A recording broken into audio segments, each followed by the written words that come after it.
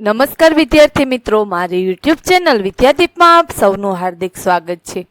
મિત્રો, આજના વિડીયોની અંદર આપણે ધોરણ 8મો વિષય છે હિન્દી, તેમાં બીજા સેમેસ્ટરનો પાઠ ચોથો. આ પાઠનું નામ છે કર્મયોગી લાલ બહાદુર શાસ્ત્રી. આ પાઠના અભ્યાસ સ્વાધ્યાયના પ્રશ્નો અને તેના જવાબો વિશે આજે આપણે આ વિડીયોની અંદર માહિતી મેળવીશું. વિદ્યાર્થી મિત્રો, જો તમે મારી ચેનલમાં નવા હોય તો મારી ચેનલને જરૂરથી સબસ્ક્રાઇબ કરો, વિડીયો લાઇક કરો, શેર કરો અને બેલ નોટિફિકેશન આઇકોન ઓન કરો, જેથી આગળના દરેક નવા વિડીયોની નોટિફિકેશન તમારા મોબાઈલની સ્ક્રીન પર મળી શકે. તો ચાલો વિદ્યાર્થી મિત્રો શરૂ કરીએ. ધોરણ 8 વિષય છે હિન્દી, તેમાં પાઠ ચોથો. આ પાઠનું નામ છે કર્મયોગી લાલ બહાદુર શાસ્ત્રી. अभ्यास तेमा पहलो प्रश्न तेनो अविभाग कथनों का आशय स्पष्ट कीजिए. पहलो प्रश्न है, शास्त्री जी को निष्काम कर्मयोगी कहना अधिक उचित है. शास्त्री जी के लिए कर्म ही ईश्वर था. बिना किसी फल की आशा के वे संपूर्ण भाव से कर्म में लगे रहते थे. जब भी उन्हें अपने कर्म का फल पाने के अवसर मिले, उन्होंने उनकी उपेक्षा की. फल पाने के लालच से उन्होंने कभी कोई काम नहीं किया. शास्त्री जी के इस स्वभाव को देखते हुए उन्हें केवल कर्मयोगी कहना पर्याप्त नहीं है, उन्हें निष्काम कर्मयोगी ही कहना अधिक उचित है. बीजो प्रश्न, शास्त्री जी का व्यक्तित्व बापू के अधिक करीब था. गांधी जी देश के बहुत बड़े नेता थे, फिर भी उनमें अद्भुत विनम्रता, सादगी और सरलता थी. इन गुणों ने उन्हें अधिक महान और लोकप्रिय बना दिया था. गांधी जी के ये गुण लाल बहादुर शास्त्री में भी थे, इसीलिए शास्त्री जी का व्यक्तित्व बापू से अधिक करीब था. तीजो प्रश्न, शास्त्री जी का संपूर्ण जीवन श्रम, सेवा, सादगी और समर्पण का अनुपम उदाहरण है. शास्त्री जी कर्म को ईश्वर मानकर उसकी पूजा करते थे. देश और समाज की सेवा में ही उन्हें जीवन की सार्थकता लगती थी. उन्हें सादा भोजन और सादा पहनावा ही पसंद था. उन्होंने जो कुछ किया पूरी निष्ठा और लगन से किया. उनकी ये विशेषताएं बहुत कम लोगों में पाई जाती है. त्यार पछी प्रश्न नंबर 2, अगर महात्मा गांधी आपके स्वप्न में आए तो आप उनसे कौन कौन से प्रश्न पूछोगे और महात्मा गांधी क्या क्या उत्तर देंगे, सोचिए और बताइए. विद्यार्थी मित्रों, तमने केवा केवा प्रश्न पूछे અને ગાંધીજી તમને જવાબમાં શું કહેશે એવા પ્રશ્નો તમારે લખવાના છે. ચાલો મેં લખ્યા છે. મેં પ્રશ્ન પહેલો છે કે બાપूजी એ સત્ય क्या होता है. तो महात्मा गांधी जवाब आपसे कि जिसका नाम कभी नहीं होता, जो अनंत और सदा भरोसे के लायक है, वही सत्य कहलाता है. हूँ पाछो प्रश्न पूछू छू, बापू क्या हमारे लिए वह जीवन में अहिंसक बनना संभव है. तो बापू कहते, जहाँ तक हो सके वहाँ तक किसी जीव को आघात नहीं पहुँचाना चाहिए. पाछो प्रश्न हूँ पूछू छू कि बापू आपने अपनी आत्मकथा कैसे लिखी. तो बापू कहते એટલે કે महात्मा गांधी कहे छे, मुझे कई बार लंबी जेल यात्रा करनी पड़ती थी. उनका उपयोग में आत्मकथा लिखने में करता था. आत्मकथा का अधिकांश भाग जेल में ही लिखा गया. ત્યાર પછી પ્રશ્ન નંબર 3, સંવાદ को आगे बढ़ाइए. અહીં આપણને એક સંવાદ આપેલો છે જે આપણે તેની લાંબી ચર્ચા કરવાની છે. અહીં આપણને સૂચના આપેલી છે जिसमें क्रम से कम 8 से 10 प्रश्न और जवाब हो. શું કીધું છે કે ઓછામાં ઓછા 8 થી 10 પ્રશ્ન અને તેના જવાબો જોઈએ એમ. रिया कहती है गांधी जी का जन्म कब हुआ है. तो सुनील कहता है गांधी जी का जन्म 2 अक्टूबर 1869 में थयो तो एम. तो रिया कहे छे गांधी जी ने उच्च शिक्षा कहाँ से प्राप्त की है. तो सुनील कहे छे गांधी जी ने इंग्लैंड से उच्च शिक्षा प्राप्त की थी. रिया कहती है गांधी जी दक्षिण अफ्रीका क्यों गए थे. सुनील कहता है गांधी जी वकील के रूप में एक मुस्लिम व्यापारी का मुकदमा लड़ने के लिए गए थे. रिया कहती है दक्षिण अफ्रीका में किसका विरोध किया. जवाब, सुनील कहे छे दक्षिण अफ्रीका में रहकर वहाँ की सरकार की रंगभेद की नीति का विरोध किया. रिया कहती है अफ्रीका से लौटकर गांधी जी ने क्या किया. सुनील कहता है दक्षिण अफ्रीका से भारत लौटकर गांधी जी ने यहाँ चल रहे स्वतंत्रता आंदोलन को आगे बढ़ाया। रिया कहती है गांधी जी ने नमक सत्याग्रह कब किया, तो सुनील कहता है गांधी जी ने 1930 में नमक सत्याग्रह किया। रिया कहती है 1942 में कौन सा आंदोलन किया, तो सुनील कहता है 1942 में अंग्रेजों भारत छोड़ो का आंदोलन किया।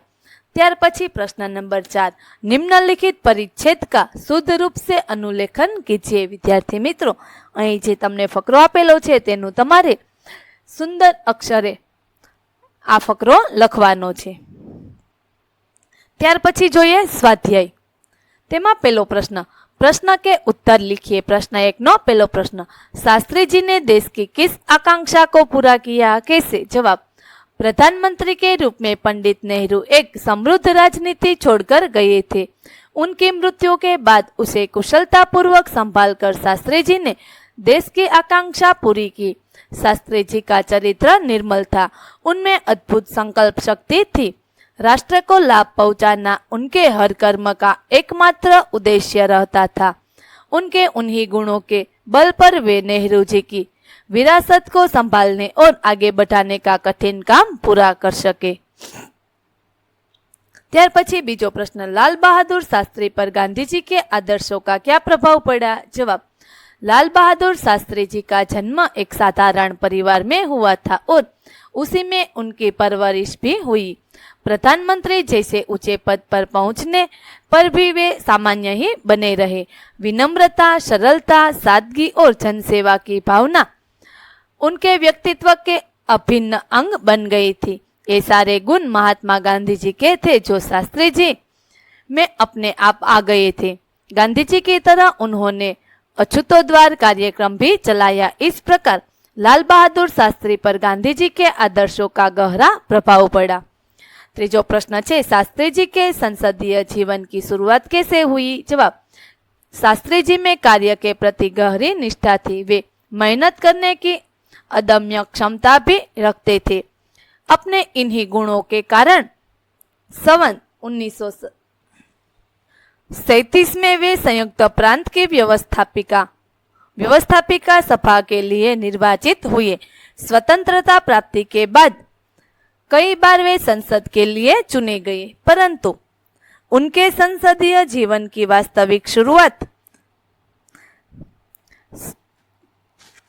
उसके संसदीय जीवन की वास्तविक शुरुआत सन 1937 के निर्वाचन से हुई है। ત્યાર પછી प्रश्न नंबर 4, छात्रों के दीक्षांत समारोह में शास्त्री जी ने कौन से विचार व्यक्त किए? जवाब, अलीगढ़ विश्वविद्यालय के दीक्षांत समारोह में शास्त्री जी ने छात्रों से कहा था कि भविष्य में आप कुछ भी बनो, लेकिन सबसे पहले आप इस देश के नागरिक हैं। देश का संविधान आपको कुछ अधिकार देता है, साथ ही आप पर कुछ कर्तव्यों का भार भी डालता है। देश में प्रजातंत्र होने के कारण प्रत्येक नागरिक को निजी स्वतंत्रता भी मिली है। इस स्वतंत्रता का उपयोग हमें समाज के हित में करना चाहिए। इस प्रकार छात्रों के दीक्षांत समारोह में शास्त्री जी ने संविधान द्वारा नागरिकों को मिली स्वतंत्रता के सदुपयोग के बारे में अपने विचार प्रकट किए थे।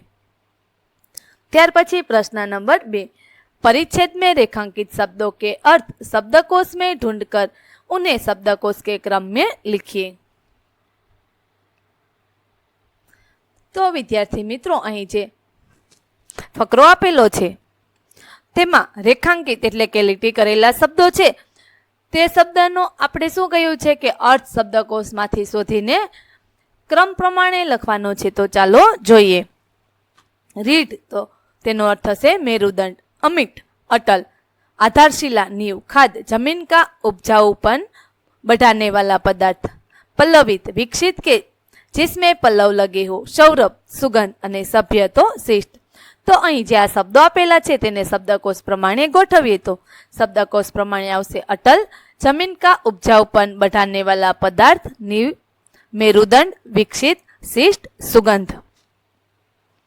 ત્યાર પછી પ્રશ્ન નંબર 4, एक था शेर, उसे अपनी ताकत पर बड़ा घमंड था। जंगल के प्राणियों ने उसको सबक सिखाने की बात सोची। छोटी चिंटी बोली, मैं शेर का घमंड उतार दूंगी।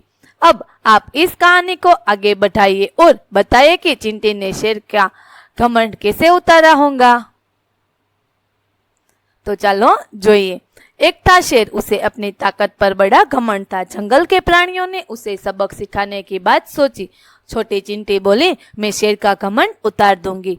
चिंटी अपने बिल में गई और वहां से बहुत सी चींटियों को ले आई। शेर जहां सो रहा था वहां जाकर सभी चिंटियां शेर के शरीर पर चढ़ गई। वे उसके पेट, पीठ और टांगों में बुरी तरह काटने लगी।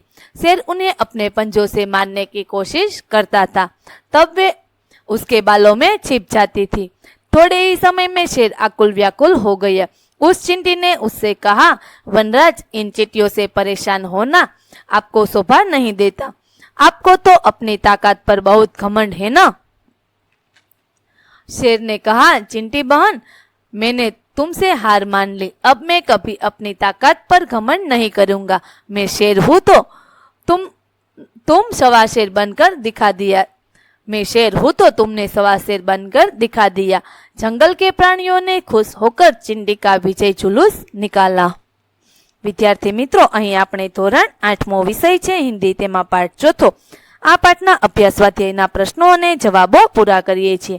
આગળના પાઠના અભ્યાસ સ્વાધ્યાયના પ્રશ્નો અને જવાબો મેળવવા માટે મારી ચેનલને જરૂરથી સબસ્ક્રાઇબ કરો। વિદ્યાર્થી મિત્રો, ફરી મળીશું પુનરાવર્તન 1ની અંદર। ત્યાં સુધી આવજો।